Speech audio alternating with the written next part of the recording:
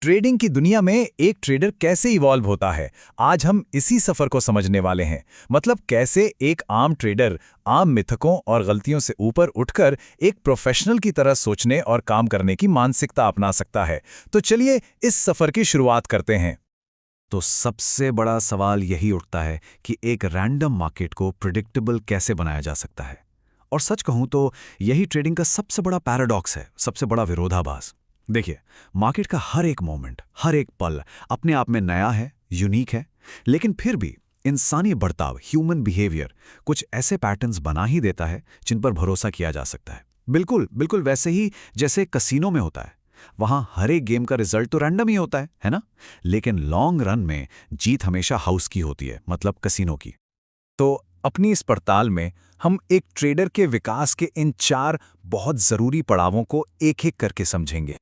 तो चलिए सबसे पहले पड़ाव से शुरू करते हैं, कहानी कहने का जाल। अक्सर नए ट्रेडर्स कहानियों और लेबल्स के चक्कर में फंस जाते हैं। उन्हें लगता है कि शायद कोई बेहतर कहानी, कोई बेहतर सिस्टम उन्हें मुनाफा दिला देगा। स्क्रीन पर जो दिख रहा है, ये कुछ बहुत ही आम पहचाने हैं जिन्हें ट्रेडर्स अपना लेते हैं। मतलब किसी एक खास विचारधारा या स्कूल से जुड़ना बहुत आसान लगता है, लेकिन असल में यही तो जाल है।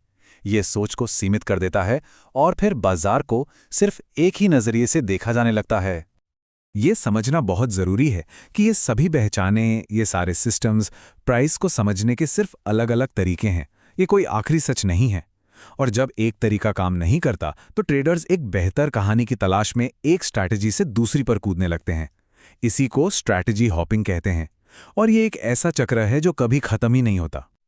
और बस यहीं पर मानसिकता में पहला और सबसे बड़ा बदलाव आता है, अपनी अंदर की आवाज, या यूं कहें कि अपने इंट्यूशन को एक साइंटिफिक प्रोसेस में बदलना।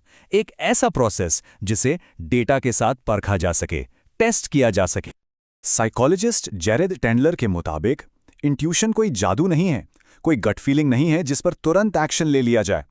असल में ये दिमाग के सबकॉन्शियस हिस्से में पहचाना गया एक पैटर्न है, एक हाइपोथेसिस है जिसे पहले साबित करने की जरूरत है।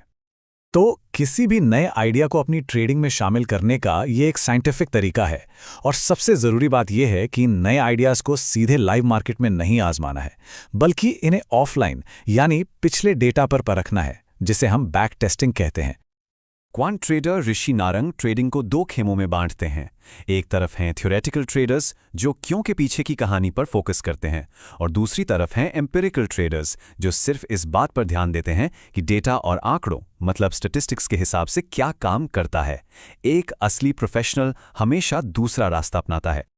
चलिए अब आते हैं एक और बहुत ही जरूरी पड़ाव पर, यह समझना कि कौन सा खेल खेला जा रहा है। देखिए, मुनाफा कमाने के सभी रास्ते एक जैसे नहीं होते, और आज की ट्रेडिंग की दुनिया में 2 बिल्कुल अलग-अलग खेल खेले जा रहे हैं। प्रोफेशंस के लिए अल्फा और बीटा सबसे जरूरी मीट्रिक्स हैं। इसे ऐसे समझिए, बीटा वो रिटर्न है जो सिर्फ बाजार में बने रहने से मिलता है, जैसे कि इंडेक्स फंड में पैसा लगाना। वहीं अल्फा वो एक्स्ट्रा रिटर्न है जो किसी के स्किल से कमाया जाता है, और ये बाजार के उतार चढ़ाव से आजाद होता है। एक प्रोफेशनल का असली लक्ष्य यही अल्फा कमाना होता है। अब ये जो टेबल है ना, ये 2 बिल्कुल अलग दुनिया को दिखाती है। एक तरफ वो ट्रेडर है जो एक प्रॉपर करियर बना रहा है, और दूसरी तरफ वो है जो प्रॉप फॉर्म मॉडल को एक वीडियो गेम की तरह, मतलब बस गेमिफाई कर रहा है। एक का लक्ष्य है टिकाऊ विकास, सस्टेनेबल ग्रोथ, और दूसरे का बस जल्दी से जल्दी पे आउट मिल जाए। ये एक जुआ है। तो आप देख सकते हैं दोनों की सोच, उनके तरीके जमीन आसमान का फर्क है। ये रकम आपको चौंका सकती है, $4 लाख। ये वो रकम है जो कुछ लोगों ने सिर्फ प्रॉप फर्म की इवैल्यूएशन फीस पर खर्च की है, सिर्फ इसलिए ताकि वो $1 मिलियन का पे आउट पा सकें। ये इस रास्ते में शामिल जबरदस्त रिस्क को साफ साफ दिखाता है। ये समझना बहुत बहुत जरूरी है कि ये जो गेमिफिकेशन वाली स्ट्रैटेजी है ना, ये लंबे समय तक नहीं चल सकती। इसमें एक सच्ची ट्रांसफरेबल एज, मतलब एक ऐसी बढ़त जिसे आप कहीं और भी इस्तेमाल कर सकें, उसकी कमी होती है, और ये बेहद जोखिम भरा है। ये एक करियर नहीं है, बल्कि एक ऊंचे दांव वाला जुआ है।